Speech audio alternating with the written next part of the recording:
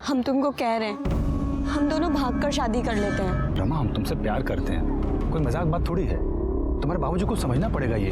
मेरे घर वाले सच में कभी नहीं मानेंगे। हम समझाएंगे तुम्हारे पापा को, देखना वो मान जाएंगे। तुम बिल्कुल टेंशन मत लो। अंकल मेरी बात सुनिए, देखिए प्लीज मत मारो आनंद को। हमारी बात सुनिए, हमारी बात। रमा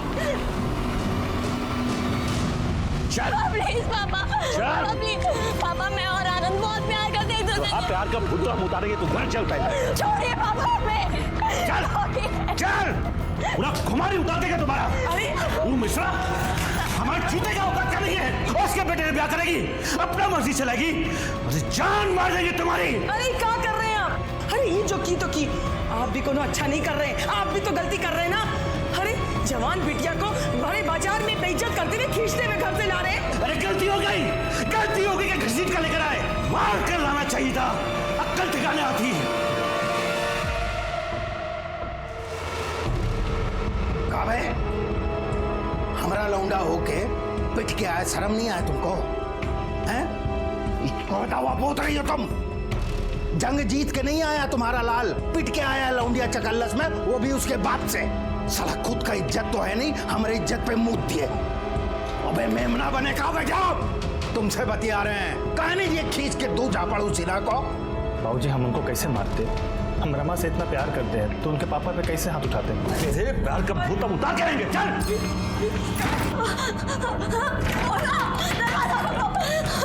क्या कर रहे हैं आप? खबरदार जो दरवाजा खोला तो अब ये दरवाजा तब खोलेगा जब इसका ब्याह होगा। बराबरी का लड़का देखकर 2-4 दिन में इस मुसीबत को यहाँ से चलता कर देंगे। आनंद ऐसा कुछ नहीं होने देगा। आनंद हमको बहुत चाहता है। आनंद हमारा प्यार किसी और से होने नहीं देगा, देख लीजिएगा आप। देखा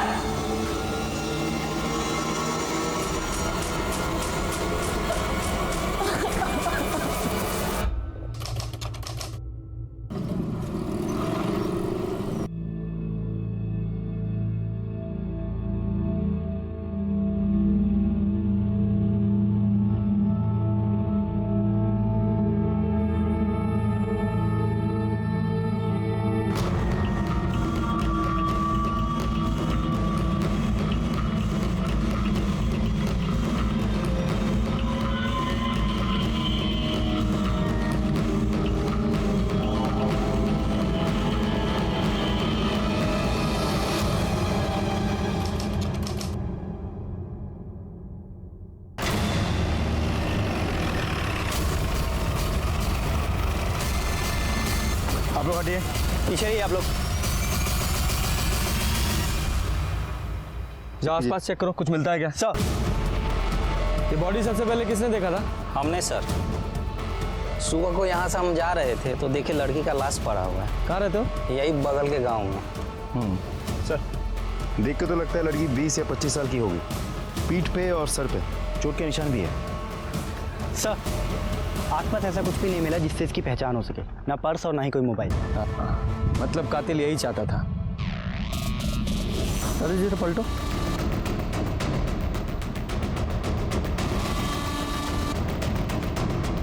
पीठ पे 3 घाव है और सर पे भी चोट का निशान है और आसपास खून की एक बूंद भी नहीं है। इसका मतलब ये हुआ कि इसे कहीं और मारा गया है, बॉडी को ठिकाने लगाने के लिए यहाँ फेंक दिया गया है। संगीता जरा चेक करो, इसके कुर्ते पे कोई टेलर का टैग है क्या? हाँ सर है। यादव जी इस टेलर का पता लगाओ और आसपास के सभी पुलिस स्टेशन में इस लड़की की डिटेल्स भेजो कि 24-25 साल की किसी लड़की की मिसिंग कंप्लेंट दर्ज हुई है क्या। बॉडी को पोस्टमार्टम के लिए भेजो। सर लड़की के कुर्ते पे जिस टेलर का टैग था उस टेलर की दुकान मांझी मार्केट में ही है। टेलर ने लड़की और कुर्ता दोनों की पहचान की है। लड़की का नाम था रमा सिन्हा। लड़की रेगुलर कस्टमर थी, इसीलिए टेलर की रिकॉर्ड बुक से हमें उसका फ़ोन नंबर और एड्रेस मिला था। जब हमने फ़ोन किया तो फ़ोन स्विच ऑफ मिला। फिर हम उस एड्रेस पे पहुंचे, लेकिन घर पे ताला लगा हुआ था सर। आस पड़ोस में पूछताछ करके हमें पता चला कि पिछले कुछ दिनों से वो लोग वहाँ दिखे नहीं, गाड़ी भी नहीं है, शायद बाहर कहीं गई है सर। जब पूरी फैमिली बाहर गई थी तो रमा उनके साथ क्यों नहीं गई? हो सकता है वो अपनी ससुराल में हो। सर उसकी तो शादी नहीं हुई थी, ससुराल में होने का तो सवाल ही पैदा नहीं होता। नहीं यादव जी ये देखिए रमा की मांग में सिंदूर। लेकिन सर आस पड़ोस में पूछताछ करके हमें पता चला था कि शादी हुई नहीं थी। यादव जी शादी तो हुई थी लेकिन शायद लोगों को नहीं पता था कि वो शादीशुदा है। और शायद यही उसकी मौत का भी कारण हो। यादव जी, ये रमा के सारे कॉल रिकॉर्ड्स और फ़ोन लोकेशंस निकालिए और इस सिन्हा फैमिली की जितनी हो सके उतनी डिटेल्स निकालो। हम तो रमा को बहुत सीधी सादी मानते थे। अरे सीधी सादी स्कूल टीचर थी, पर ये सुना था कि कोई आनंद मिश्रा के साथ उसका चक्कर भी चल रहा है। और थोड़े दिनों पहले ये भी सुना था कि दोनों परिवारों में घमासान हुआ था। सुना था लाठी तलवार भी भाजी गई थी, वो भी बीच बाजार में। सर, हमको रमा की पर्सनल लाइफ से क्या लेना देना।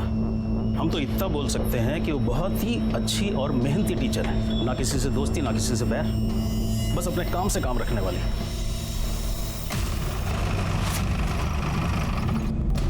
अब आदमी के जाने के बाद साहब का बुरा बोले, लेकिन रमा के कारण अभिजीत बाबू थोड़ा परेशान रहते थे। 2 दिन हो गए साहब, उनका कुछ पता ही नहीं कहाँ चले गए। उनका फ़ोन लगाओ तो ना उनका फ़ोन लगता है ना उनके बेटे का फ़ोन लगता है। माल आया पड़ा है साहब, पेमेंट करनी है साहब। 2 दिन से बहुत परेशान है, कहाँ गए कुछ मालूम ही नहीं है। सर, मैंने कई लोगों से पूछताछ की, लेकिन किसी को भी नहीं पता सिन्हा फैमिली कहाँ है, और उनके फ़ोन्स भी स्विच ऑफ आ रहे हैं सर। यादव जी, ये अभिजीत, रत्ना और शिवम तीनों के कॉल रिकॉर्ड्स और मोबाइल लोकेशन निकलवाओ। तब तक इस आनंद से मिलते हैं, देखते हैं वो क्या कहता है। साहब, आनंद का शादी रमा से हुआ, उसके बाद रमा अपनी अम्मा के घर गई आशीर्वाद लेने। एक बार को हम अपनी अम्मा से मिलना चाहते हैं। फिर लौटी नहीं साहब। आप ही सोचिए साहब, हमरे बिटुआ पे का गुजरी होगी। अरे बौरा गया है साहब एकदम। अपने बेटे को बुलाइए, उससे बात करनी है हमें। अरे क्या बात करिएगा साहब, उससे होश ही नहीं है उसको। दिन रात रमा के घर के चक्कर लगाता रहता है। कह रहा था कि उसके परिवार वाले रमा को जबरदस्ती ले गए हैं और दूसरा ब्याह कर देंगे उसका। ये अब पॉसिबल नहीं है, रमा का मर्डर हो गया है। मर्डर? अरे कहा होगा हमारे बिटवा, लेकिन कौन मर्डर किया साहब उसका? फिलहाल तो हमें नहीं पता, हो सकता है आपके बेटे आनंद ने किया हो। बुलाओ उसे। अरे साहब बुलाएंगे तो तब ना जब वो घर पे होगा, आता ही नहीं है घर पे। यादव जी, हमें अब सबके फ़ोन नंबर्स चाहिए, और एक बार आपका बेटा घर लौटा है तो पुलिस स्टेशन भेज दीजिएगा। ठीक है साहब।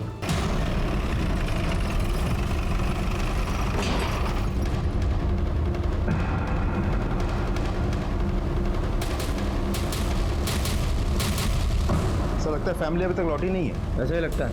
यादव जी, ताला तोड़ो।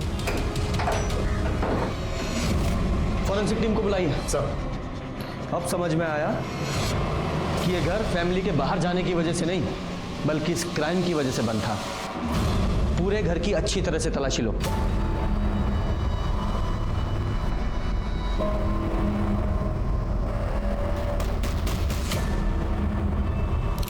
सर, सामान गायब है सर। सर, खाली पड़ा था, यहाँ भी कुछ नहीं है।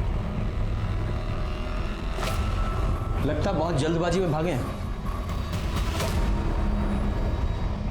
यादव जी, अगर ये ब्लड रमा के ब्लड ग्रुप से मैच होता है तो शायद बहुत कुछ क्लियर हो सकता है। और सर, इनकी गाड़ी भी तो नहीं है, कहीं ऐसे तो नहीं कि सबके सब अपनी ही गाड़ी लेके भागे हो सकता है।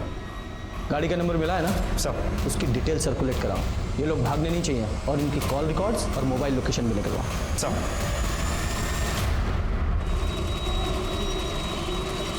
यादव जी। जी सर।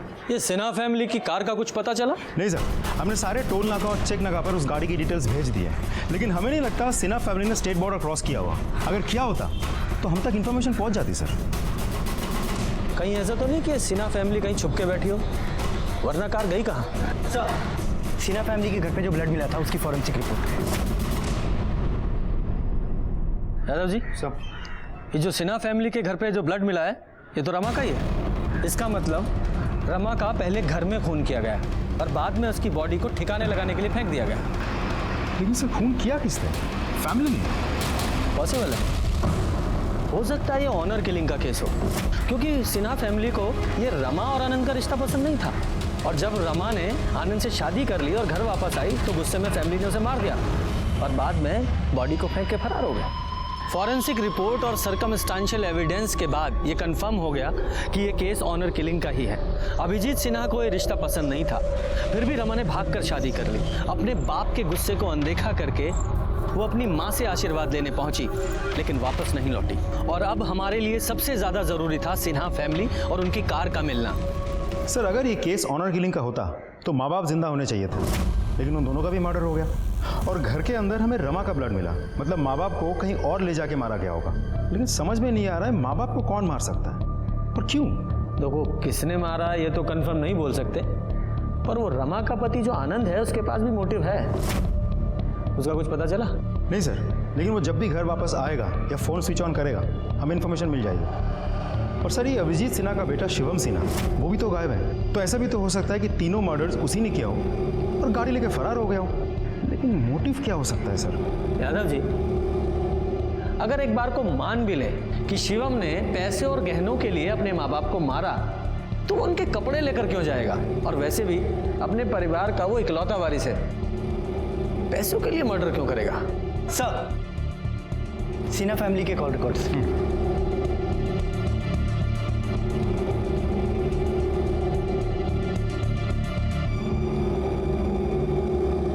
क्या है कॉल रिकॉर्ड्स में Yadav ji? Sir, mobile location के मुताबिक अभिजीत और रत्ना का मोबाइल 11 जून की शाम 7 बजे स्विच ऑफ हुआ था घर के बगल में, जबकि शिवम का फोन 12 तारीख को सुबह 7 बजे स्विच ऑफ हुआ और रमा का फोन सुबह 8 बजे, मतलब 1 घंटे बाद। सुबह 8 बजे, यानी रमा जब अपनी माँ से मिलने आई थी तब।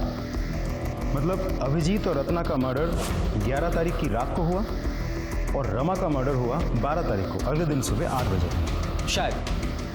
बाकी पोस्टमार्टम रिपोर्ट से पता चल जाएगा क्या आता है, देखते हैं। ये सिन्हा फैमिली की डिटेल्स पता की थी ना, शिवम की क्या डिटेल्स है? कुछ खास नहीं सर, क्योंकि शिवम बहुत ही रिजर्व टाइप का आदमी है। उसके फ्रेंड्स, दोस्त यार वगैरह है नहीं कोई, और दोस्त के नाम पे एक ही है, अजय कुशवाहा। अजय कुशवाहा, बुलाइए उसे। दोस्त है, कुछ तो राज पता होगा ही। सर, शिवम का कभी उसके पापा से बना ही नहीं। अंकल सोचते थे वो उनका बिजनेस देखेगा, पर शिवम का मन मुंबई जाकर सेटल होने का था। और जैसे हमने उसको बताया कि हम मुंबई जा रहे हैं, तो वो तुरंत अपना प्लानिंग बना लिया मुंबई जाने का। तो अब वो कहाँ है? मुंबई में? नहीं, मुंबई तो वो कल हमारे साथ जाने वाला था। 2 दिन से उसका फ़ोन मिला रहा है, लेकिन नंबर स्विच ऑफ बता रहा। अब पता नहीं वो जाएगा कि नहीं, कहाँ है वो, हमको तो कुछ समझ में नहीं आ रहा। अब हम तो कल मुंबई निकल जाएंगे, अब वो अपना देखे। अपना ये मुंबई का टिकट कैंसिल करा लो। मतलब जब तक शिवम नहीं मिल जाता तुम कहीं नहीं जा रहे हो, और जैसे वो तुमसे कांटेक्ट करने की कोशिश करेगा तुरंत हमें बताओगे। जी सर। ये मुंबई जाने वाले सभी रास्तों की सीसीटीवी फुटेज चेक कीजिए, हो सकता है शिवम की कार कहीं दिखे। शिवम का फोन अभी मांझी में एक्टिवेट हुआ है। जिस आदमी को हम मुंबई तक ट्रेस करने की कोशिश कर रहे हैं, वो यहाँ मांझी में बैठकर हमें बेवकूफ़ बना रहा है। यादव जी, इस शिवम की लोकेशन ट्रेस करो, और इससे पहले कि ये दोबारा हमारे हाथ से निकले, उठा कर लाइए उसे। लोकेशन तो यही दिखा रहा है। आगे? जी सर, मैं फॉलो करता रहूँ। सर लोकेशन के हिसाब से तो यही जगह। बोलो सर, इस घर से निकला।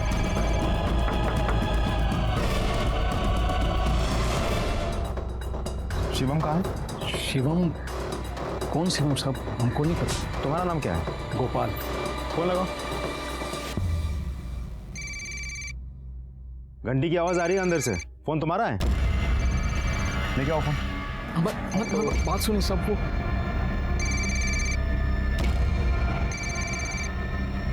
सब ये फोन है। ये फोन किसका है? बताओ किसका है? थाने में लेके चलूं? नहीं साहब, ये फोन हमारा नहीं है, पड़ा हुआ मिला था। कहाँ?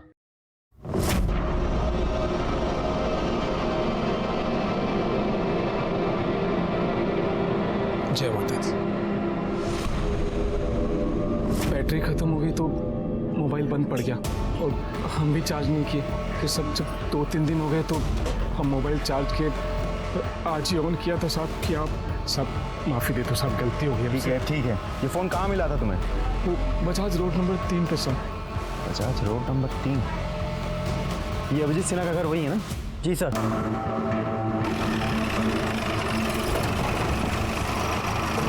चलो दिखाओ कहाँ मिला था मोबाइल।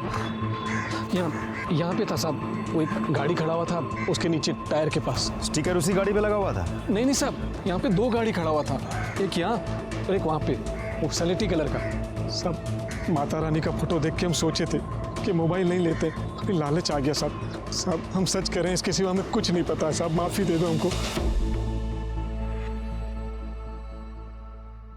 सर ये दूसरी गाड़ी किसकी हो सकती है? कहीं ऐसा तो नहीं कि शिवम के साथ इन मर्डर्स में कोई और भी इन्वॉल्व है और दूसरी गाड़ी उसी की थी?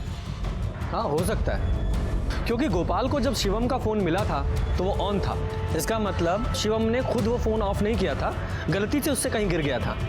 यादव जी इस शिवम का जल्दी से जल्दी पता लगाना होगा।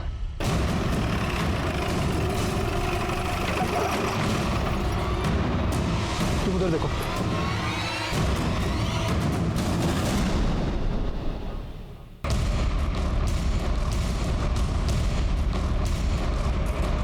लाश को बाहर निकालो। हेलो,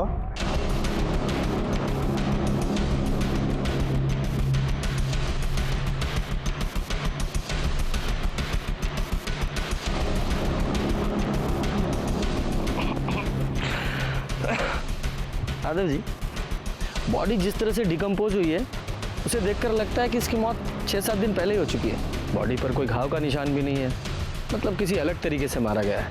खैर जो भी है, रीजन तो पोस्टमार्टम रिपोर्ट के बाद सामने आ ही जाएगा। सर गाड़ी के अंदर सूटकेस और बैग मिला है जिसमें सिर्फ कपड़े हैं, पैसे और जेवर नहीं। इसका मतलब शिवम कल्प्रिट नहीं विक्टिम है। आप सी मिस। सर यहाँ एक लोकल गुंडा है राजा सिंह, जिसके सर पर नेताजी का हाथ है। अभी हम 2 दिन पहले सुने थे कि वो ठेके पर बकैती कर रहा था कि उससे दुश्मनी करोगे तो सिन्हा परिवार की तरह गायब हो जाओगे। इस राजा के साथ सिन्हा फैमिली की क्या दुश्मनी थी? उसकी एक बहन है इला, जिसका कुछ प्यार व्यार चल रहा था शिवम से। ठीक है सर, लगता है सिन्हा फैमिली का मर्डर मिल गया। इस बार तो गठबंधन पार्टी लेकर रहेगी। राजा कहाँ है? पता नहीं साहब। सर्च करो।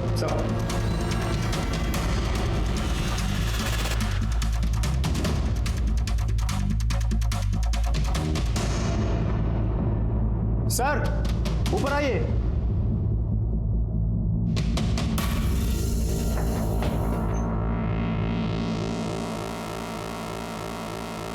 कौन है आप? समीला। राजा की बहन। तो बताइए राजा कहाँ? सो मुझे नहीं मालूम। भाई को बचाने के लिए झूठ बोल रही हो? जिसने मेरी जिंदगी बर्बाद की है उसे बचाने का कोई शौक नहीं है मुझे।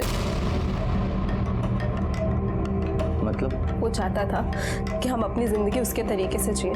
शिवम सिन्हा नाम के लड़के से प्यार करती हूँ मैं। जब ये बात उसे पता चली तो उसने हंगामा कर दिया। जब मैं प्रेग्नेंट हुई तो जबरदस्ती मेरा बच्चा गिरवा दिया। इतने से भी नहीं माना वो। और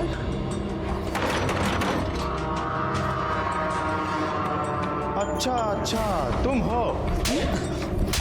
अरे कौन है? ये क्या कर रहे हो? नमस्ते आंटी जी, राजा यादव। अरे कोई है? अरे छोड़ो! अरे मेरे बेटा को छोड़ दो। दो हाथ का लौंडा होकर राजा यादव की बहन से इसक लड़ाने का कोशिश करता है, हैं? बेटा अभी तो सिर्फ कूटे जा रहे हो, अगर उससे दूर ना हुए ना तो जान से मार देंगे, समझ गए? क्या हो रहा है? कौन हो तुम और हमरे बेटे को काहे मार रहे हो? बेटा ये तुम्हारा बेटा है? हाँ। फिर तो और शिवम तीनों का खून कर दिया, लेकिन रमा को उसने 12 तारीख की सुबह यानी कि 12 घंटे के बाद मारा। इसका मतलब है कि कातिल लगातार सिन्हा फैमिली के घर में बना हुआ था। कौन हो सकता है वो? राजा? क्योंकि पॉलिटिशियन का हाथ सर पे होने की वजह से उसका कॉन्फिडेंस बढ़ गया हो, या फिर आनंद, वो भी तो गायब है। यादव जी इन दोनों का जल्दी से जल्दी पता लगाना होगा। यह केस ऑनर किलिंग से लेकर शिवम के स्वार्थी होने से होता हुआ अब एक बदले की भावना का लगने लगा था, जिसमें राजा का मोटिव तो क्लियर था, पर आनंद जो इतने समय से गायब था उसका मोटिव हमें समझ में नहीं आ रहा था। अगर वो रमा से शादी करने के लिए इतना बेचैन था तो उसका मर्डर क्यों करेगा? हम लोग इसी उधेड़-बुन में थे, तभी इस केस में एक नया किरदार और नया एंगल सामने आया। अब ये कौन है? सर ये साहब हम प्रकाश कुमार सिन्हा परिवार के एकमात्र रिश्तेदार बचे हैं साहब। वो कैसे? साहब रत्ना सिन्हा हमारी बुआ थी। अच्छा। हमारे पिताजी की इकलौती बहन। सब बहुत साल पहले पिताजी का देहांत हो गया, फिर 3 साल पहले अम्मा भी गुजर गई। फिर बुआ हमको फ़ोन करके बोली कि यहीं आ जाओ, फूफा जी के काम धंधे में हाथ बटाना। तो पिछले 3 साल से हम यहीं हैं साहब, और फूफा जी के खानदान में भी कोई है नहीं, तो हम ही हुए एकमात्र रिश्तेदार। ठीक है, मान लिया तुम उनके रिश्तेदार हो, पर ये कहानी हमें क्यों सुना रहे हो? साहब थोड़ा धैर्य से सुने, तो उसी पे आ रहे हैं। अब बैठ जाएं। बैठो। धन्यवाद साहब। साहब कहा है कि 2 साल पहले ना फूफा जी 2 दुकान लिए थे, तो एक दुकान उनसे हम ले लिए किराए पे अपना धंधा शुरू करने के लिए, और एक दुकान अपने दोस्त संजीव को किराए पे चढ़वा दिए। आपको शक सुबह है तो आप जांच कर सकते हैं साहब। अरे ठीक है, लेकिन साफ साफ बोलो, कहना क्या चाहते हो? सर हम बुआ के परिवार के मृत्यु प्रमाण पत्र के लिए आपका एनओसी चाहते हैं साहब, ताकि पूरा प्रॉपर्टी हमारे नाम पे हो सके। अब हम ही तो हैं अकलौते वारिस। तुम्हारे जुबानी खर्च के अलावा तुम्हारे पास कोई पुख्ता सबूत है कि तुम ही हो अकेले वारिस? क्या बात कर रहे हैं साहब, पूरा माजी गवाह है। सब जानते हैं कि हम उनके भतीजे हैं, सब देखे हमको फूफा जी के साथ। और साहब ये बात तो उनके यहाँ जो काम करता है ना पप्पू, वो भी जानता है कि हम उनके एकमात्र रिश्तेदार हैं। काहे के रिश्तेदार साहब? आदमी गया नहीं कि उसके पीछे हजारों रिश्तेदार खड़े हो जाते हैं। साहब गलती उनका नहीं है, गलती हमारा ही है जो हम यहाँ देर से पहुंचे हैं। मतलब?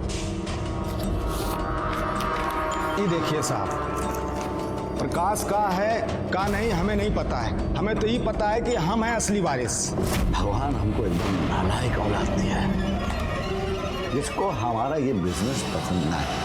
और बिटिया वो साला मिश्रा के लौंडे के चक्कर पे फंस गई। भैया सब ठीक हो जाएगा। एक बात बोले? जी भैया। तू ना हमारा बहुत वफादार है रे। तू कागज और पेन लेकर जा। अरे जा लिख। मैं अभिजीत सिन्हा अपने पूरे होशो हवास में ये लिख रहा हूं कि मेरी सारी दुकान मकान सबका मालिक पप्पू है। भैया ये हम झूठ नहीं बोल रहे हैं साहब, सेठ जी खुद ही लिखा पढ़ी करके गए हैं। इसके हिसाब से जायदाद के हम ही मालिक हुए, और सेठ जी के जाने के बाद हमारे पास एक ही सहारा बचा है, उस पर भी प्रकाश नजर गड़ा के बैठा है साहब।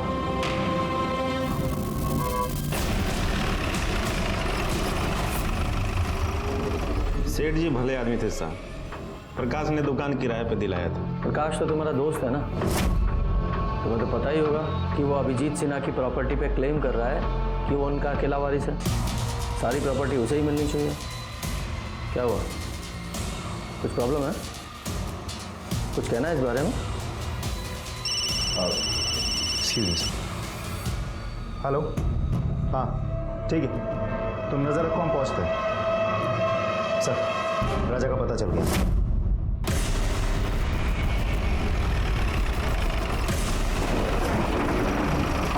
क्या हुआ साहब? राजा है? कोई नहीं साहब, यहाँ पे कोई गलत खबर दी है आपको। चलो चेक करो। साहब आप नहीं जा सकते।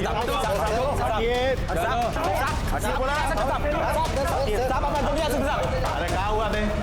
हाँ इतना हल्ला मचा रहे हो?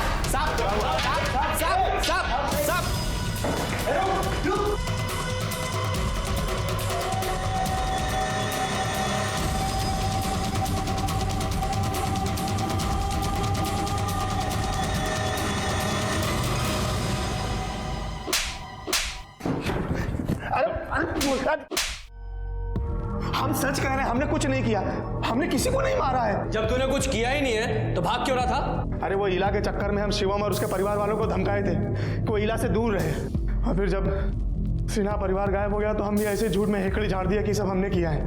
देखिए दरोगा जी, जब आपको लाश मिला ना, हम डर गए कि बेकार में हम धरे जाएंगे, बस इसीलिए भाग रहे थे। हम कैसे मान लें कि तुम सिर्फ हेकड़ी झाड़ रहे थे? तुमने किसी का मर्डर नहीं किया? अरे 11 तारीख को तो हम मांझी में थे ही नहीं, नेताजी का जन्मदिन था। 3 दिन के बाद पोस्टर बनवाने के लिए पटना गए थे, 12 तारीख को देर रात लौटे हैं। यादव जी। जी सर। इस राजा की एलिबाई चेक करो, इसके सारे कॉल रिकॉर्ड्स निकालो और इसकी फ़ोन की लोकेशंस भी। नमस्कार सर।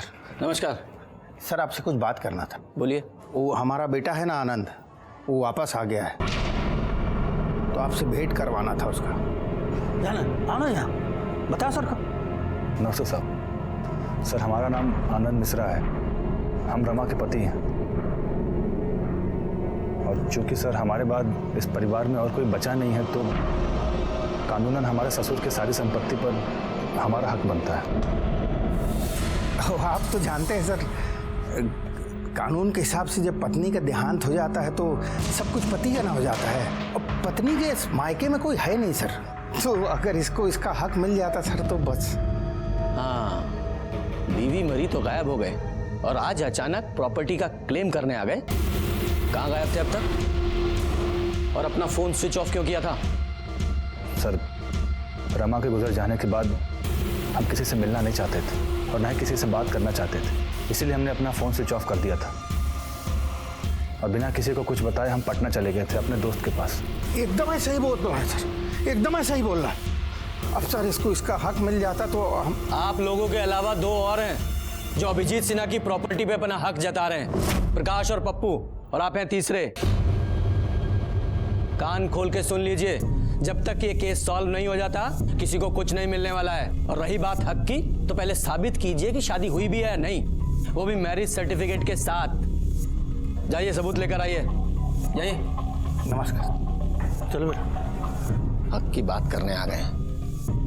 यादव जी, इससे पहले कि मर्डर केस से ज्यादा प्रॉपर्टी क्लेम का केस बने, हमें इसे जल्दी से जल्दी सॉल्व करना होगा। पता लगा रोज एक वारिस हमारा दिमाग खराब करने आ रहा है। देखो ना क्या जमाना आ गया है, जब पूरा परिवार मरा तो कोई कंधा देने वाला नहीं था, और अब देखो रोज एक नया आदमी हिस्सा मांगने आ रहा है। घोर कलयुग है। सर, हैंडराइटिंग एक्सपर्ट के हिसाब से पप्पू के लेटर पे अभिजीत की ही साइन है। सर, कॉल लोकेशन के मुताबिक राजा 11 जून की सुबह से लेकर 12 जून रात के 11 बजे तक पटना में ही था। सर, जिस तरह के काम राजा करता है उसके लिए कोई बड़ी बात नहीं है कि हमें गुमराह करने के लिए अपने फ़ोन को किसी दूसरे लोकेशन पे छोड़ दे। यादव जी, मुझे नहीं लगता कि राजा को यह सब करने की जरूरत है। समझा नहीं सर? समझाता हूं। ये देखो, ये राजा अगर शिवम को मारता तो तभी मारता जब इसकी बहन इला प्रेग्नेंट थी। अगर मान भी ले कि राजा ने शिवम को मारा है, तो इसके माँ बाप को क्यों मारेगा? और वैसे भी हमने पटना में उसकी एलिबाई चेक किए ना, 11 से 12 जून के बीच वो पटना में ही था। नहीं नहीं नहीं, ये राजा तो कातिल नहीं हो सकता।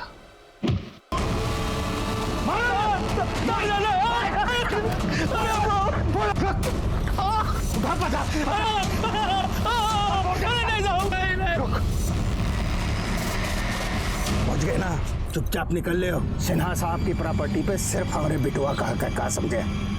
खुशी खुशी मान जाओ, नहीं तो और भी तरीके आते हैं हमको, समझ गए ना? चलो रे।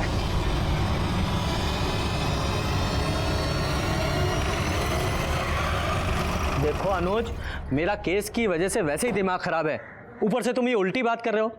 अगर मैंने कहा है इंटरव्यू के लिए जाना है तो मतलब जाना है। जाओ, तुम्हारे इंटरव्यू की पूरी रिपोर्ट लूंगा मैं, समझे तुम? हाँ, रखो अब। सर,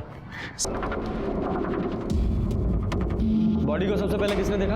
हमने देखा था साहब, हम इनके घर में दूध पहुंचाते हैं। 3 महीने का उधार था साहब, सोचा इस बार पैसा लेकर ही लौटेंगे। बहुत देर से दरवाज़ा खटखटाए रहे पर दरवाज़ा नहीं खुला साहब। तब हमने खिड़की से झांक कर देखा साहब, तो हमने इनको लटका हुआ देखा। हमने मकान मालिक को फ़ोन किया और बाद में आपको भी कॉल किया साहब। एम्बुलेंस को कॉल करो। सर, शराब पी रखी थी इसने। दिखाओ। तो शायद शराब के नशे में इसने आत्महत्या कर ली है। ऐसा ही लगता है। इन सबको फॉरेंसिक के लिए भेजो। Yadav ji, sir, postmortem report जल्दी से जल्दी चाहिए।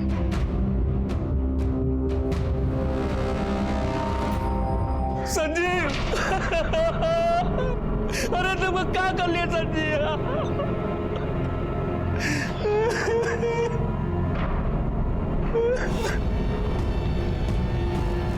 ये संजीव तुम्हारा दोस्त था ना? कुछ अंदाजा है उसने सुसाइड क्यों किया? काम धंधा नहीं चल रहा था साहब, बहुत दुखी रहता था। हमसे जितना बन पड़ा साहब हम किए। साहब दुखी तो था ही, दारू का लत लगा लिया। और साहब एक ही दोस्त था साहब, देखिए खुद का जान ले लिया दारू के नशे में, वो भी चला कहाँ गया सर जी? आपको क्या लगता है सर, सच में सुसाइड किया है या बात कुछ और ही है? यादव जी, इस प्रकाश कुमार और संजीव झा की पूरी डिटेल्स निकालो। सर, पोस्टमार्टम रिपोर्ट के मुताबिक संजीव की मौत रात 10 से 11 बजे के बीच हुई थी, दम घुटने की वजह से, ना कि फांसी लगाने की वजह से। और संजीव के कॉल रिकॉर्ड्स के मुताबिक मरने से 12 घंटे पहले तक उसने प्रकाश को 1 नहीं 2 नहीं बल्कि पूरे 15 कॉल्स किए हैं। और मरने से 1 घंटे पहले भी उसने प्रकाश को ही आखिरी बार कॉल किया था। और मर्डर के वक्त प्रकाश के मोबाइल की लोकेशन संजीव के घर की है। यादव जी, ये देखिए, सिर्फ प्रकाश के मोबाइल की लोकेशन नहीं, ये आनंद के मोबाइल की लोकेशन भी मर्डर के वक्त संजीव के घर के पास ही बता रहा है। हो ना हो, खूनी इन दोनों में से एक है। लेकिन सर, संजीव को मारने का मोटिव क्या निकलता है फिर? मोटिव भी ये दोनों ही बताएंगे। उठा के लाओ दोनों को। सर हम सच बोल रहे हैं, हम तो संजीव के घर के पास गए भी नहीं थे। अगर झूठ बोलेगा तो और मार खाएगा। मार से बचना है तो सच बोल। बोल, सच बोल। सर ये सब हम अपनी मर्जी से नहीं कर रहे थे, ये पापा हमको सिखा पढ़ा करके भेज रहे थे। उन्होंने ही कहा था कि संजीव को जाके बोले कि वो दुकान खाली कर दे। और जब सर ये बात हम बोल कर निकले तब तक वो जिंदा था। और सर उसके बाद हम पप्पू के पास चले गए कि वो प्रॉपर्टी पे क्लेम ना करें। सर आप यकीन मानिए, ये सब पापा हमसे जबरदस्ती करवा रहे थे। हमको कुछ नहीं चाहिए सर, हम तो सिर्फ रमा से प्यार करते थे और वो हमें अब कभी नहीं मिलेगी सर, हम उसे कभी देख नहीं पाएंगे। इसकी हालत देख के तो ऐसा नहीं लगता है किसी का खून कर सकता है, और रमा का तो बिल्कुल नहीं। अब देखते हैं ये प्रकाश क्या बोलता है। वैसे प्रकाश के बारे में मैंने एक चीज नोटिस की थी जो मुझे याद नहीं आ रही, क्या थी वो? सर अब अच्छे से याद कीजिए, अब तक हम प्रकाश से सिर्फ 2 ही बार मिले हैं। पहली बार जब वो पुलिस स्टेशन आया था डेथ सर्टिफिकेट के लिए हमसे एनओसी लेने, और दूसरी बार जब संजीव ने सुसाइड किया था, हम उसके घर से निकल ही रहे थे और वो वहाँ पहुँचा था। याद आया यादव जी, जब हम प्रकाश से मिलके अपनी गाड़ी की तरफ जा रहे थे तो मैंने नोटिस किया। सर गोपाल, जिसने शिवम का मोबाइल उठाया था और जिसने स्टिकर और ग्रे कलर की गाड़ी के बारे में हमें कहा था, जो मर्डर के दिन अभिजीत सिन्हा की गाड़ी के साथ पार्क की हुई थी। यादव जी, इस प्रकाश की गाड़ी को फॉरेंसिक के लिए भेजो। अब देखते हैं कौन सी कहानी सुनाता है। काहे फंसा रहे हैं साहब? हमारे दोस्त का मर्डर का इल्जाम हम पे लगा रहे हैं। काहे, आप लोग को पैसा वैसा चाहिए क्या? तुम्हें फंसाने की जरूरत नहीं है हमें, तुम्हारे खिलाफ बहुत सबूत है हमारे पास। ये रही तुम्हारे फोन कॉल्स की और तुम्हारी फोन लोकेशन की पूरी डिटेल्स। संजीव को मारने से पहले तुमने उससे फोन पे बात की थी ना, फिर अपनी दुकान से उसके घर गए थे ना, वहां आधा घंटा रुके थे, और उसके बाद 8:15 बजे तुम अपने घर गए थे। बोलो, आधा घंटा क्या कर रहे थे वहां? साहब इसमें कौन सा बड़ा बात है साहब, संजीव दोस्त है हमारा, दुखी था, उसका काम धंधा बंद है, सांत्वना देने गए थे, और साहब एक आधा घंटा बाद वापस भी तो आ गए थे। हाँ, कहानी अच्छी है। अब ये भी बता दो, तुम्हारे गाड़ी के पीछे जो ब्लड स्टेन मिले हैं वो किसके हैं? अरे साहब वो तो मुर्गे का खून है साहब, दोस्तों के साथ पार्टी किए थे, 20 किलो मुर्गा कटवाए थे, वही गाड़ी में लेके गए थे साहब। वो मुर्गे का खून नहीं, वो इंसानों का खून है। अभिजीत सिन्हा और रत्ना सिन्हा के ब्लड से मैच करता है वो। सच सच बोलो, वरना यादव जी को बोलेंगे तुम्हारी ऐसी रेल बनाएंगे कि झूठ बोलने लायक नहीं रहोगे। यादव जी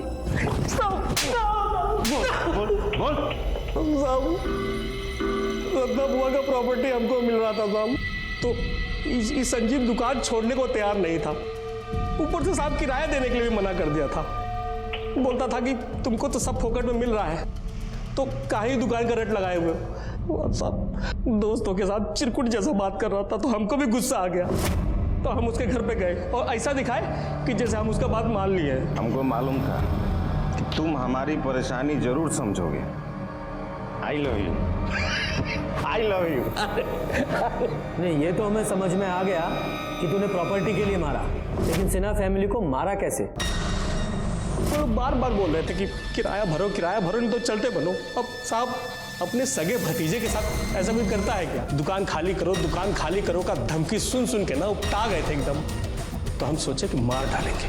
तो फिर हम फूफा जी को फ़ोन किए और कहे कि किराया देने के लिए हम घर पे आ रहे हैं। देखो, हमको 6 महीने का पूरा किराया चाहिए, कौन बहाना नहीं। चिंता मत कीजिए फूफा जी, आज के बाद आपको कोनो तकलीफ नहीं होगा। पापा, क्या हुआ बाबू? सबका लाश गाड़ी में डाल के ठिकाने लगाने का प्लान बनाए थे। सबका फ़ोन लिया, स्विच ऑफ किया, लेकिन साहब हमको शिवम का फ़ोन नहीं मिला। तो हमें कुछ समझ में नहीं आ रहा था, तो हम घर चले गए। फिर सोचे कि अगले दिन उन्हीं की गाड़ी से उन्हीं लोगों का लाश ठिकाने लगाएंगे। अगले दिन उनके घर पहुंचे, उनका गाड़ी की चाबी ढूंढ ही रहे थे, तभी साहब। अम्मा